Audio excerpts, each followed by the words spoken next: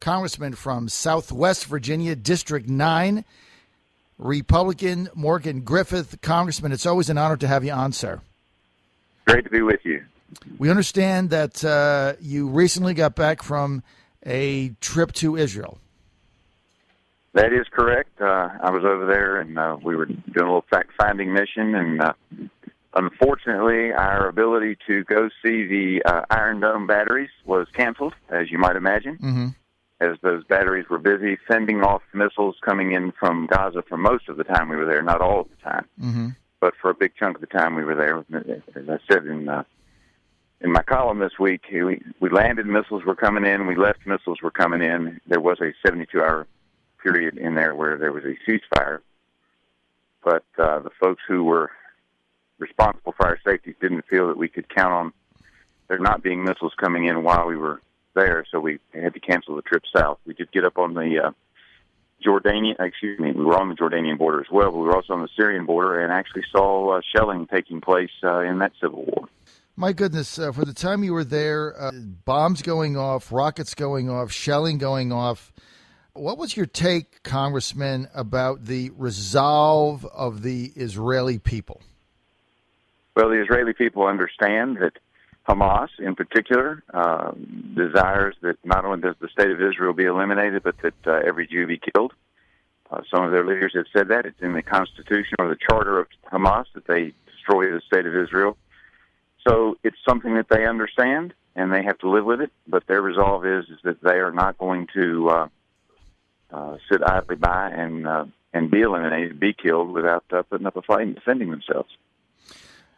Now, Congressman, the time that you were in Israel, obviously you met with government leaders, some members of the Israeli parliament and things like that. What was their level of frustration with the U.S. government's position, especially our Secretary of State? A lot of people complaining in Israel that, especially in the media, that Secretary Kerry has attempted to broker agreements that seem to favor Hamas. Did you get any sense of that during your time there, sir?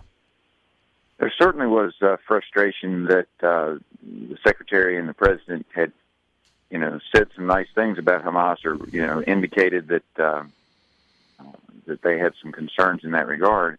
But I will tell you that overall, the Israelis very thankful for the support of the United States of America, very appreciative that we are their one ally that they can count on through thick or thin. And our meeting with Netanyahu lasted about an hour, but he had to leave us because he said he had to go talk with Secretary Kerry, whom he described as indefatigable, someone who is constantly working. And so while there may not be 100% agreement, I think the Israelis are very appreciative of the fact that they know there are people out there that want to eliminate them both as a nation and as a people, and the United States stands with them in defending their right to exist. Congressman Griffith, if you were advising the President or the Secretary of State right now, based on the information you gleaned from your trip to Israel, what would it be? Well, I think that nothing can be done with Hamas unless they agree to de-arm. And by that, and I ask this question, look, you can't expect them to give up all their weapons, and they don't, but they do expect them to get rid of their missiles. If they get rid of the missiles and you have some folks who can verify that, they're not in a constant state of war, building tunnels to invade and kill Israelis, to invade Israel and kill Israelis, if they're not doing that, then I think a treaty could easily be worked out. The economy could be built, and with a strong economy, both the West Bank, which is controlled by the Palestinian Authority, and Gaza, which is controlled right now by Hamas, I believe could do a lot more good for their people and for the people of the region. And I think the Israelis are willing to help them, but they don't want to dump money in so more tunnels can be built to try to, kill Israelis. Now, Congressman, when you were there, did you have a chance to see any of the tunnels, either those that were destroyed or those that were still in existence? Unfortunately not. We had a bipartisan congressional group there, and like I said, the folks who were responsible for our security just felt like there was too much danger in taking a group of that kind of profile down to the border. Steve Israel, the head of the DCCC, was with us, And so they just felt that was creating too big a target, too tempting for folks in Hamas to start, raining in missiles. And while Iron Dome works very well, it only gets about 90% of the missiles that the Hamas terrorists have been sending over. And they just didn't feel like they could take that risk with a high-profile group. And so, unfortunately, we did not get to see that. We stood on the Golan Heights and looked into Syria and could see what was going there. But with that height, we had no fear of an errant shell coming our way or hitting us. But that was unfortunate. That I really wanted to at least see the Iron Dome batteries in work. We had a lot of good lectures on how it works and how appreciative they are of the United States help in funding that. Mm-hmm. But we didn't get to see the tunnels. We're with Congressman Morgan Griffith from the 9th District Republican of Virginia. Congressman, I want to get to President Obama's decision for limited airstrikes against ISIS. Do you know what the political objective is of these strikes? Well, I think in the short run, it's to make sure that the groups that are being killed by ISIS have an opportunity to get to a more secure location. Long term, I don't know what the president's plan is. Do you favor the strikes now, or do you think that they're too timid, or maybe we shouldn't get involved at all? I do favor the strikes at this point. I think we have no choice but to do that. The Kurds and of course, the Christians who are being persecuted by ISIS need some relief. We need to make sure we arm them and let them have the ability to fight this battle. I do not favor putting our troops on the ground. We are putting them in harm's way, though. Obviously, if you're flying airplanes over the area, they're probably going to acquire some surface-to-air missiles and try to take our planes down. So we are putting our men and women into harm's way, but not nearly as bad as putting troops on the ground. But I do think we have to provide some relief, mm-hmm.